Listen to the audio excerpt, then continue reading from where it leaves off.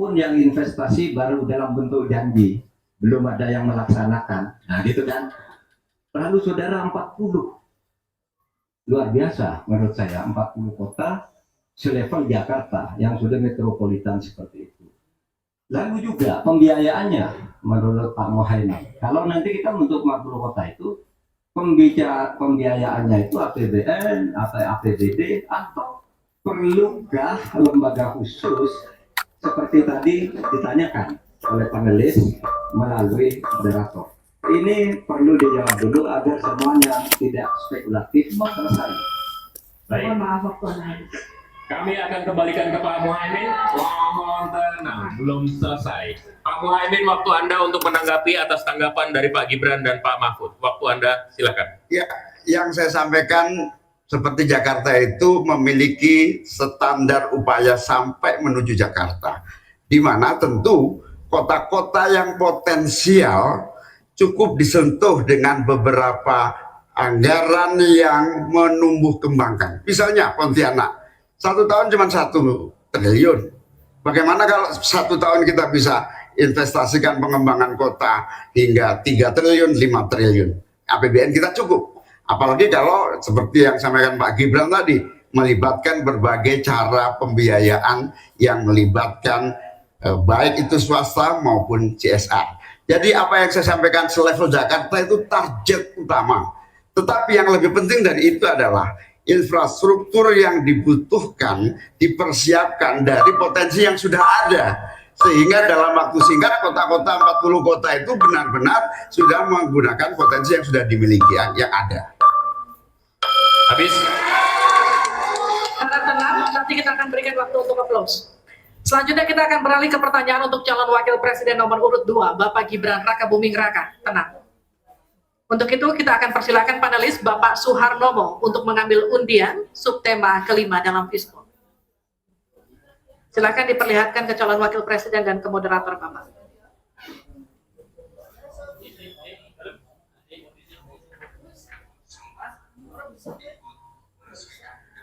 Infrastruktur. Pak Tauhid Ahmad, kami undang untuk mengundi huruf A, B, atau C. C.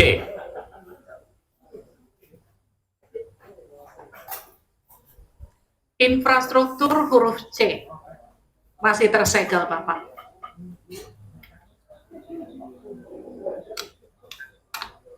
Mohon didengarkan dengan seksama karena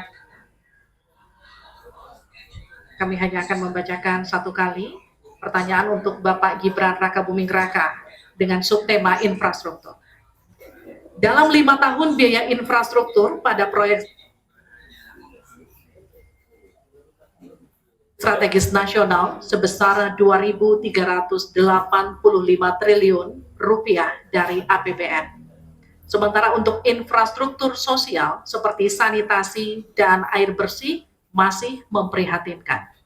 Pertanyaannya, bagaimana strategi paslon untuk memastikan penyediaan infrastruktur sosial tanpa membebani keuangan daerah? Waktu Anda untuk menjawab 2 menit, kita akan mulai ke dan air bersih. Ini nanti nyambung ke masalah stunting. Untuk masalah sanitasi, ini perlu kolaborasi banyak pihak. Misalnya apa yang sudah saya lakukan di Solo. Kita membangun IPAL komunal di perumahan padat penduduk. Ini penting sekali. Lalu untuk kebutuhan air bersih, kita juga bekerja sama dengan kabupaten sekitar, misalnya dengan Wonogiri, Klaten, untuk mendapatkan air bersih. Kita juga sekarang sudah ada proyek strategis nasional, membangun beberapa bendungan dan embung. Ini nanti juga penting untuk meneruskan program pengairan nasional yang nanti berguna untuk pengadaan air bersih dan juga untuk mengairi sawah. Ke depan, masalah sanitasi dan air bersih ini penting sekali. Karena kami dari paslon nomor 2 ingin menyiapkan generasi-generasi emas yang sehat dan pintar. Kalau kita mengintervensi masalah stunting, kita juga harus mengintervensi tempat tinggalnya juga. Kita tidak bisa hanya memberikan gizi tambahan untuk ibu hamil dan lain-lain, tapi kita tidak menyentuh rumah tinggalnya. Jadi ini harus dikerjakan secara paralel. Stunting kita kerjakan, pemenuhan gizi kita kerjakan, sanitasi, drainase, air bersih, kawasan kumuh, ini harus kita selesaikan juga secara paralel. Terima kasih. Masih ada waktu? Cukup, Pak? Cukup. Baik, saya berikan waktu untuk Pak Mahfud untuk menanggapi jawaban dari Pak Gibran. Mas Gibran yang terhormat, tadi itu pertanyaan yang dibaca oleh moderator, bagaimana strategi paslon untuk memastikan penyediaan infrastruktur sosial tanpa membebani keuangan daerah. Kayaknya belum terjawab. Tadi yang dijawab tuh infrastruktur fisik semua tuh. Infrastruktur itu kan ya ada infrastruktur sosial, ya itu yang penting. Kemudian regulasi. Bagaimana Anda menyiapkan regulasi sekarang ini agar semua itu bisa berjalan dengan baik? Nah, kalau infrastruktur fisik mungkin sih bisa saja diutak-atik dari APBN, APBD gitu ke ini untuk ini. Tapi masalahnya kita punya problem dengan infrastruktur sosial seperti yang ditanyakan tadi. Nah, itu saya kira yang perlu dijelaskan lebih jauh. Selesai. Waktu Anda habis, Pak. Baik, kita akan ke calon wakil presiden nomor urut 1, Bapak Muhaimin Iskandar untuk menanggapi. Waktunya 1 menit. Infrastruktur yang disampaikan Pak Gibran menjadi bagian dari yang perlu disediakan. Tapi infrastruktur sosial atau infrastruktur kerakyatan, pada dasarnya kita bisa melibatkan semua pihak untuk hadir dan memberikan solusi. Contohnya infrastruktur gedung-gedung sekolah yang memberikan kesehatan, kecerdasan bagi masa depan anak didik kita. Apa yang bisa kita lakukan? Misalnya, kita bebaskan pajak buat seluruh penyelenggara pendidikan supaya fiskalnya terpenuhi, supaya pendidikan bisa terjangkau, sehingga semua bentuk pendidikan, semua bentuk yang berkaitan dengan pencerdasan kehidupan masyarakat kotanya, maka dibebaskan pajaknya. Ini seperti yang sudah dilakukan di Jakarta, yang ini bisa kita tarik ke tingkat nasional. Infrastruktur sosial tercipta dengan pemerintah memberi fasilitas yang memadai. Cukup, Pak? Bapak? Cukup. Baik. Kita stop, countdown. Tenang. Saya berikan kembali waktu untuk Pak Gibran untuk menanggapi atas tanggapan dari Pak Mahfud dan Pak Muhaimin. Baik, terima kasih. Mungkin Prof. Mahfud dan Gus Muhaimin kurang paham dengan apa yang sudah saya paparkan. Saya tadi juga bicara masalah infrastruktur sosial, stunting itu loh Pak. Ya, tapi nggak apa-apa. Saya perjelas lagi. Kita punya program makan siang gratis. Banyak yang nyinyir, tapi sekali lagi Pak, program makan siang gratis ini adalah investasi menuju Indonesia Emas.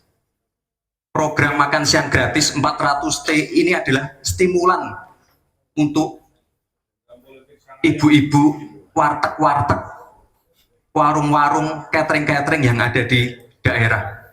Bayangkan 400T mengucur ke daerah-daerah. Semua ibu-ibu ikut memasak makan siang untuk anak-anak kita. Itu Pak yang saya maksud dengan infrastruktur sosial. Program makan siang gratis, investasi ke depan untuk menuju Indonesia Emas. Terima kasih. Tenang. Baik, kita masih lanjut. Kita akan lanjutkan. Selanjutnya kita akan beralih untuk pertanyaan calon wakil presiden nomor urut 3, Bapak Mahfud MD. Untuk itu kami persilakan panelis Bapak Yose Rizal Dapuri untuk mengambil undian subtema ke-6 dalam Fishbowl.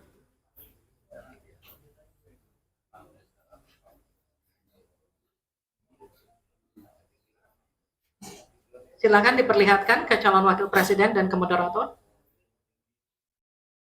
Perdagangan. Ya. Dan Bapak Aditya Wardono untuk membantu kita mengundi huruf A, B, atau C.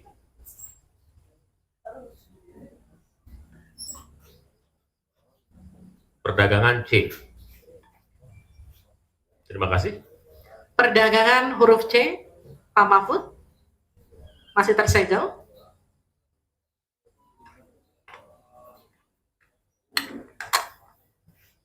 Mohon didengarkan dengan seksama karena kami hanya akan membacakan satu kali. Pertanyaan untuk Bapak Mahfud MD dengan subtema perdagangan. Untuk meliberalisasi perekonomian, Indonesia telah meratifikasi lebih dari 25 perjanjian perdagangan bebas, tetapi pemanfaatannya belum optimal untuk mendorong ekspor dan investasi. Pertanyaannya, bagaimana strategi paslon untuk mengoptimalkan pemanfaatan perjanjian-perjanjian tersebut guna meningkatkan ekspor dan memperkecil defisit neraca perdagangan?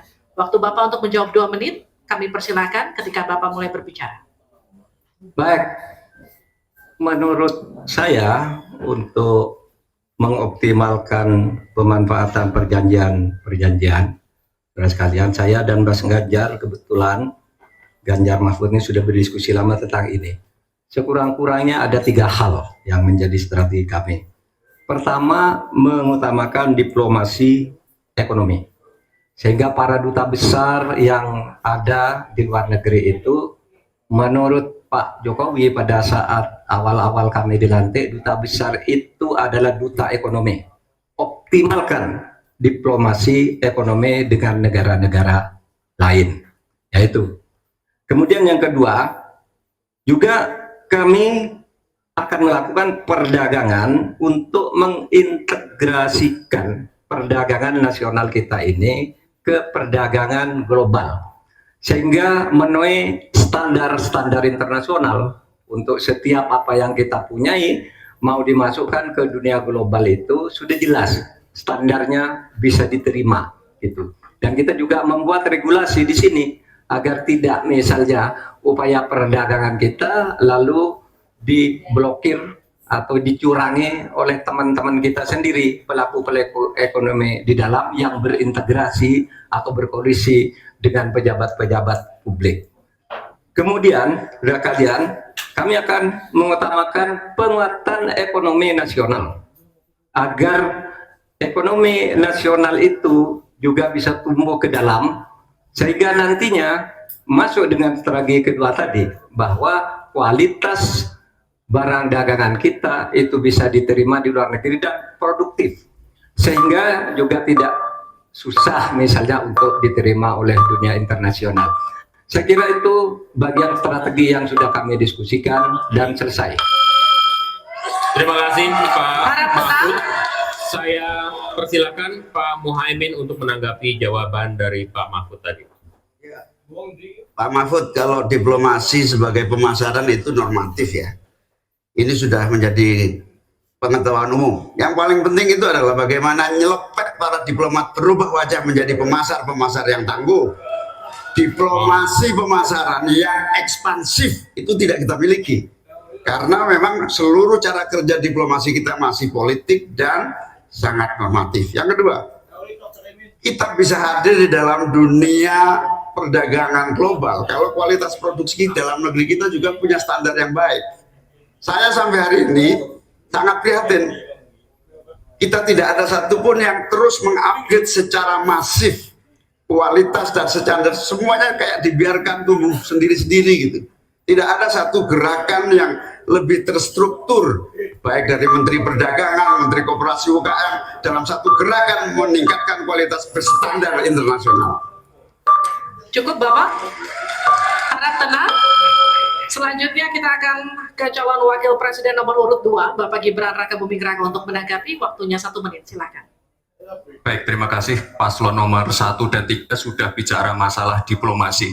Saya akan memberikan solusi yang konkret aja, paling konkret, hilirisasi. Kita jangan mau lagi mengirim barang mentah. Kita harus mampu meningkatkan nilai tambah dalam negeri. Saya kasih contoh nikel. Dulu sebelum ada hilirisasi, kita ekspor hanya 3 miliar US dollars. Sekarang setelah hilirisasi bisa menjadi 33 miliar US dollars. Ini saya baru bicara masalah nikel loh Pak. Belum bicara masalah tembaga, boksit, timah, dan lain-lain. Konkret, jelas, singkat, padat, jelas. Terima kasih. Waktu Anda masih tersisa? Cukup? Cukup Bapak? Cukup. Baik. Baik. Kami kembalikan ke Pak Mahfud untuk menanggapi. Ya. Baik, terima kasih. Ini masalah diplomasi. Diplomasi Tenang, itu normatif. Mohon Nah, tenang. Sebenarnya, saudara sekalian, kalau diplomasinya selama tidak, saya kira sistem rekrutmen diplomat sekarang ini harus ditinjau ulang. Dulu-dulu diplomat-diplomat kita tuh bagus. Ya, sekarang ini kadang-kala ada titipan dari partai. Kalau belum dari partai belum masuk, itu tidak disahkan di DPR, partai ini belum masuk. Nah, sesudah bertugas nggak jelas, dia nggak ngerti, nggak punya pengertian dasar-dasar diplomasi. Sehingga kalau saya diberi kewenangan, nah nanti diplomasi ini diatur kembalilah rekrutmennya itu, betul-betul orang yang memenuhi syarat. Nah, soal irisasi itu sudah masuk sebenarnya, Mas Gibran. Saya tadi kan bicara soal penguatan ketahanan ekonomi nasional, itu di dalamnya memang sudah ada hilirisasi dan industrialisasi yang aman lingkungan. Itu selesai. Terima kasih, kita berikan apresiasi untuk ketiga calon wakil presiden kita di pemilu 2024, dan kami persilakan para calon wakil presiden untuk kembali ke tempat duduk masing-masing. Silakan Bapak. Di segmen selanjutnya, ini seharusnya segmen yang kita tunggu-tunggu karena setelah ini mereka akan saling bertanya dan memberikan tanggapan. Interaksi antar kandidat akan dapat Anda saksikan di segmen selanjutnya dalam debat kedua calon wakil presiden pemilu 2024.